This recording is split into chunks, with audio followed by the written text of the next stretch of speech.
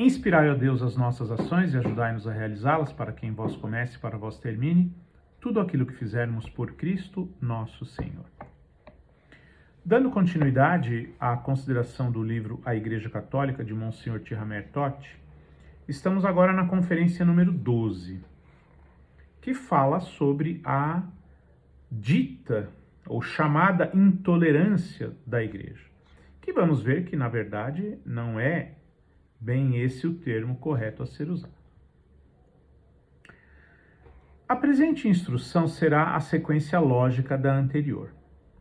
Para formularmos um juízo imparcial, é necessário enfrentarmos as objeções que os espíritos superficiais levantam contra a nossa Igreja Católica. As que se referem a defeitos reais da vida da Igreja e também as que se referem a defeitos aparentes, que só podem ser chamados defeitos em consequência de um juízo precipitado e parcial.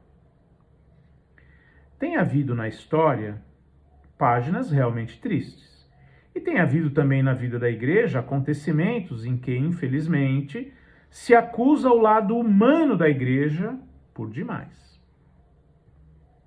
É lastimável e devemos trabalhar para que o elemento humano seja cada vez mais relegado para o segundo plano dentro da Igreja. Jamais, porém, será possível afastar totalmente esses defeitos, porque eles vão de par com o duplo semblante da Igreja, com a sua dupla natureza, divina e humana, como foi dito na instrução anterior, ou precedente. Mas tem havido também na Igreja qualidade, tem havido na sua vida manifestações, que certas pessoas encaram como defeitos, lacunas, imperfeições, mas que não merecem essa qualificação. Ouvimos a cada instante alegações lançadas levianamente por pessoas frívolas ou mal intencionadas.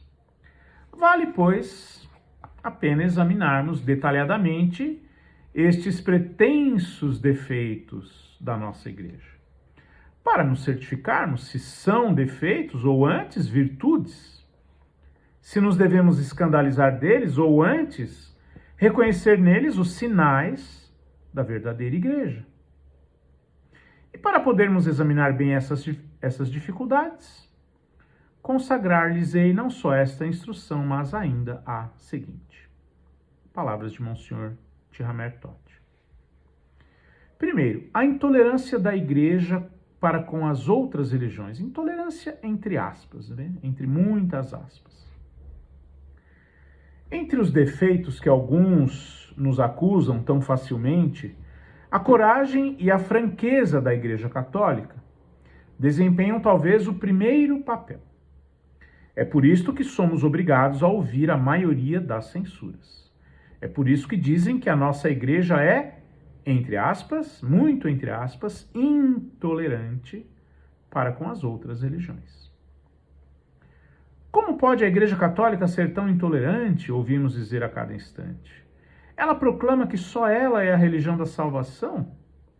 Ora, não é indiferente a Deus o ser adorado em tal igreja ou em tal outra?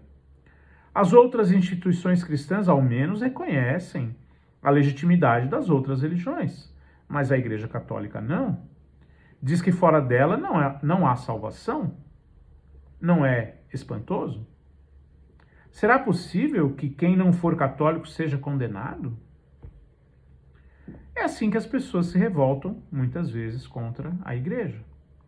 É assim que se indignam, que se escandalizam, mas somente porque, de uma parte, não refletem bem naquilo que dizem, ou não conhecem bem a doutrina da Igreja, ou ainda só a conhecem pela metade.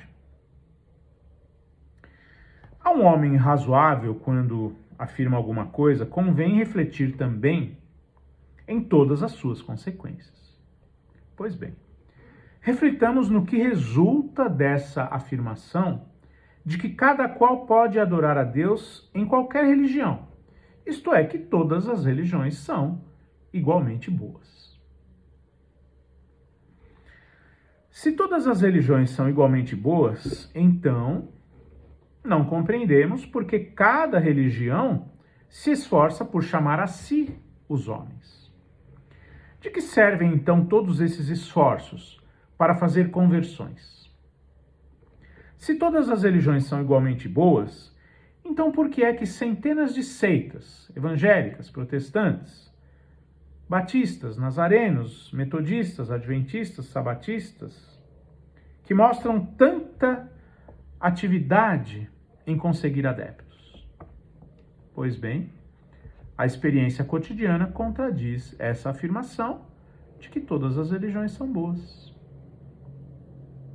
E também contradiz a sã razão. Admitamos que os representantes das diversas religiões estivessem numa mesma sala, ao lado uns dos outros. Que confusão haveria? Pense em Brahma, Maomé, Marte, Júpiter, Lutero, Calvino, os ídolos, Buda, os deuses do Olimpo, são todos igualmente dignos do nosso culto? Um ensina uma coisa totalmente oposta à doutrina do outro. Um adora o que o outro rejeita.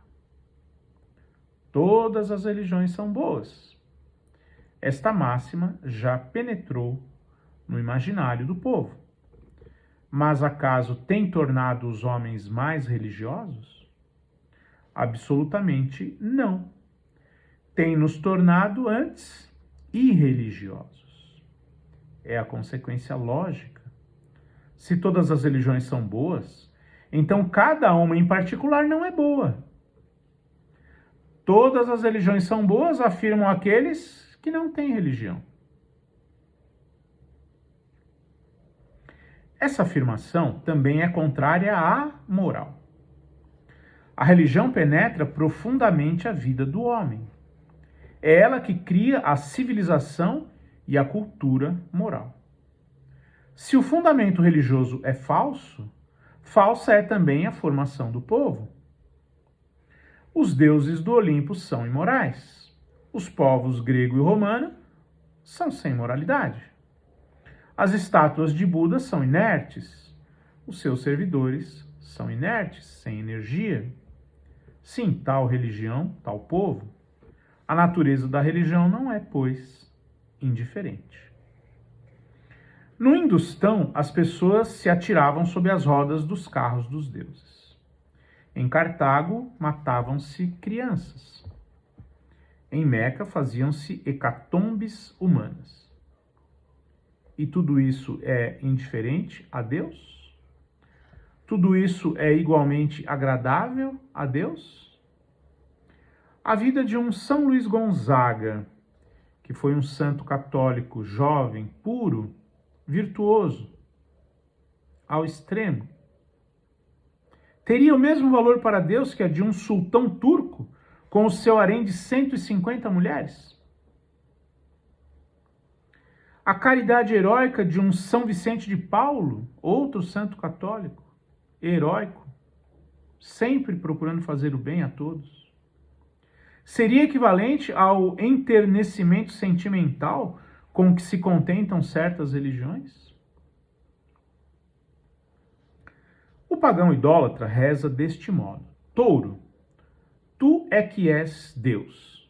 Cegonha, ibis, gato, tu é que és Deus. Adoro-te. E Deus o que dirá disso? Aprova? Acha isso bem? Já que todas as religiões são boas? Os antigos romanos oravam também. Vênus, és uma deusa, a deusa da impureza. Eu também serei impuro. Mercúrio, és um espertalhão. Eu também serei. Mas o católico faz esta oração: Senhor, sois a pureza, ajudai-me a ser puro. Senhor, sois a justiça, ajudai-me a ser justo. Senhor, sois a mansidão, ajudai-me a ser manso. Acaso é isso indiferente a Deus? Mas se todas as religiões são boas, então deve ser indiferente a Deus. Como estáis vendo, irmãos, basta refletirmos nas consequências dessa afirmação feita levianamente, de que pouco importa a igreja em que adoramos a Deus, para lhe vermos os absurdos. Facilmente se escandalizam, pois os que não refletem no que dizem. Escandalizam-se ainda os que não conhecem exatamente, ou só conhecem pela metade, a doutrina da igreja. A nossa Igreja Católica realmente sustenta que só ela é a verdadeira Igreja de Cristo. Portanto, a Igreja Católica é a única igreja que nos pode salvar, e fora dela não há salvação. Quantas dificuldades, quantas objeções somos obrigados a ouvir dos que não compreendem bem esse dogma de fé. Como se pode ser tão intolerante, tão arrogante, dizem eles. Ora, bastaria compreender bem esse dogma para que todos os mal entendidos desaparecessem. Quando a nossa religião proclama que é a única igreja que pode proporcionar a salvação, pois é o que ela realmente proclama, diz com isso que é a única que está na posse dos poderes dados por Cristo à sua igreja, e que só ela conserva a totalidade da revelação e a plenitude dos instrumentos da graça. Sim, é o que ela ensina. Mas o que isso quer dizer exatamente? Que Cristo deu a única embarcação na qual podemos atravessar a vida, de modo a alcançarmos as margens da eternidade bem-aventurada. Que Cristo fundou uma única igreja, e essa é a Igreja Católica. Que só esta conserva a doutrina que Cristo pregou, os poderes que deu, os instrumentos de graça que instituiu para fortificar e guiar as almas. Mas como ousa a Igreja afirmar isso? Não haverá orgulho em afirmar que fora da Igreja não há salvação?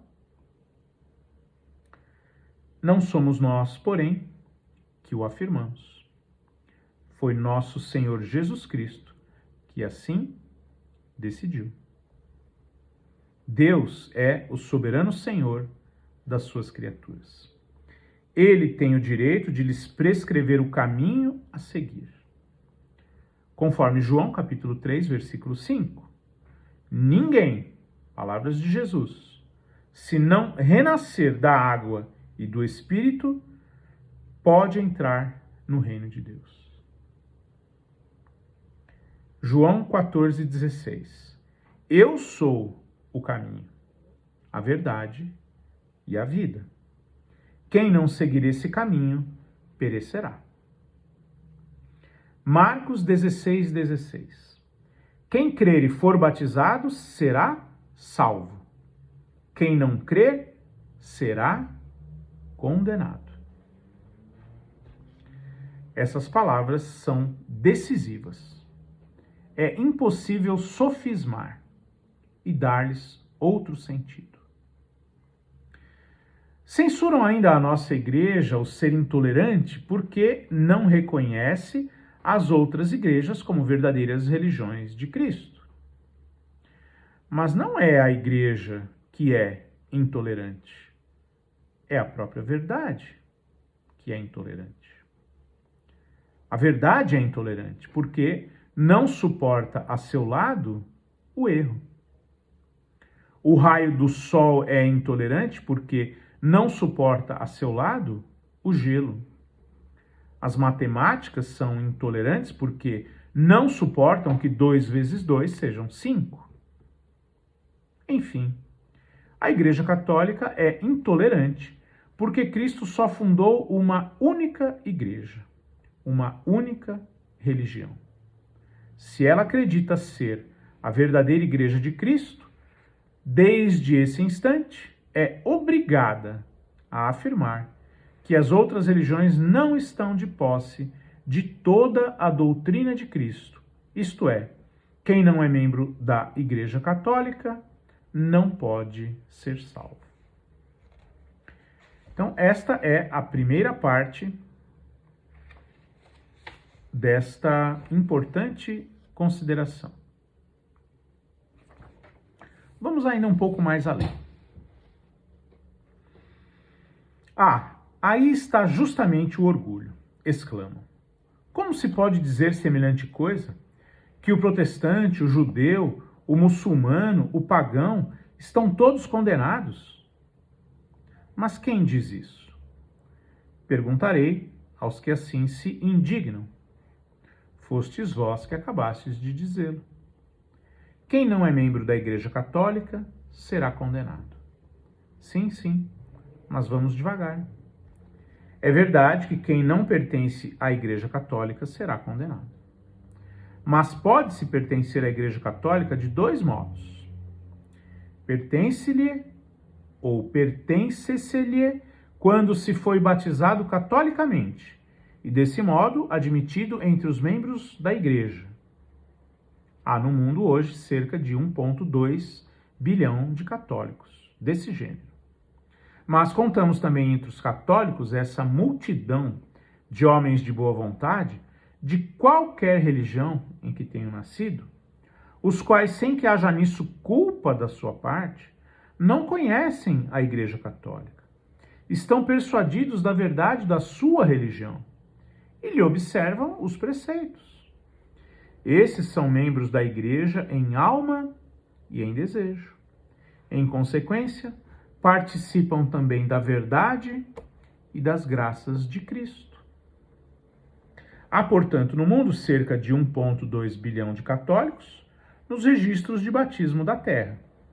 Mas no registro de batismo do céu, quer dizer perante Deus, que tudo sabe, eles são muito mais numerosos. Efetivamente, a Igreja Católica considera como seus filhos, e esta é uma sublime doutrina, todos aqueles, mesmo de outra religião, que, como o filho pródigo, se acham a caminho da casa de seu pai, mas por causa do nevoeiro das trevas, ainda não a puderam achar. A nossa igreja não pode esquecer essas palavras do Salvador, conforme João 10,16. Tenho ainda outras ovelhas que não são deste redil. E assim, como não ensinamos que todos os católicos serão salvos, também não ensinamos que todos os membros das outras religiões serão condenados. De fato, o pagão de boa fé ou o transviado de boa fé pertence à Igreja em alma e em desejo. Portanto, vemos que não há nada de intolerante na doutrina da Igreja. Pelo contrário, ela é bastante tolerante, aceita pessoas de outras religiões que, mesmo sem saber, no fundo, são verdadeiros seguidores de nosso Senhor Jesus Cristo. Que para sempre seja louvado. Amém.